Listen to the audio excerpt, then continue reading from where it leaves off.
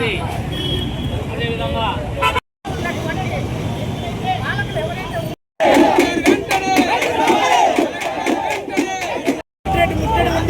ఈ కార్యక్రమాన్ని ఇంతటితో ఆపకుండా మరి జిల్లా వ్యాప్తంగా సెప్టెంబర్ 1వ తారీఖున పింఛన్లు ఇచ్చేదాకా కూడా మరి జిల్లా వ్యాప్తంగా సాకే జానకిరామ్ వికలాంగుల కుల పోరాట సమితి జిల్లా అధ్యక్షుడిగా పనిచేస్తున్నాను. గత 30 సంవత్సరాల నుంచి వికలాంగుల పెన్షన్ పొందుతున్నాము. అంటే 75 నుంచి ఈరోజు 15,000 వరకు పెన్షన్ పొందుతున్నాము. కానీ అకస్మాత్తుగా ఉన్నట్లుండి ఈ ప్రస్తుత ముఖ్యమంత్రి గారు రీసర్వే పేరుతో మా పెన్షన్లన్నీ తొలగించడం జరిగింది.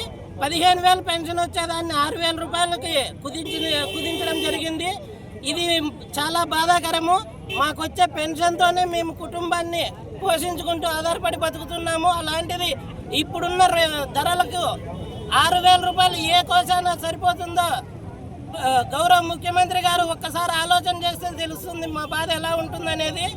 దీనిపైన మేము రాబోయే కాలంలో రేపు 1వ తారీఖున మా పెన్షన్లు మాకు యథావిధిగా గత నెలలో ఎలా వచ్చిందో అలాగే యథావిధిగా మాకు పెన్షన్లు వస్తే ఓకే, లేదంటే మాత్రము ఇది భారీ స్థాయిలో ఉద్యమాలు ఉధృతం చేసి మా పెన్షన్ సాధించుకునేంత వరకు మేము పోరాడుతూనే ఉంటాము. సాధించుకోలేకపోతే ప్రాణత్యాగానికైనా సిద్ధపడతామని ముఖ్యమంత్రి వారికి సవినయంగా విన్నవించుకుంటున్నాము.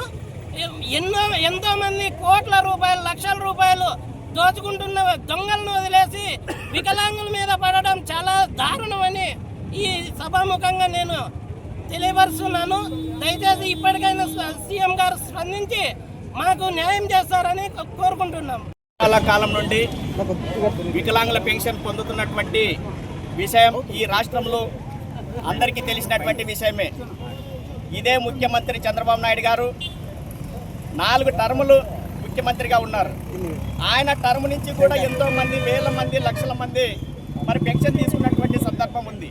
అయితే ఈ కూటమి ప్రభుత్వం ఏర్పడినప్పటి నుంచి పెన్షన్లు ఎప్పుడైతే పెంచారో మరి ప్రభుత్వానికి మరి ఆదాయం గండి కొడుతుందని చెప్తున్నారు. కానీ మరి ఎంతోమంది వేల కోట్లు ఈ ప్రభుత్వం కొల్లగొట్టే వాళ్ళు ఉన్నారు.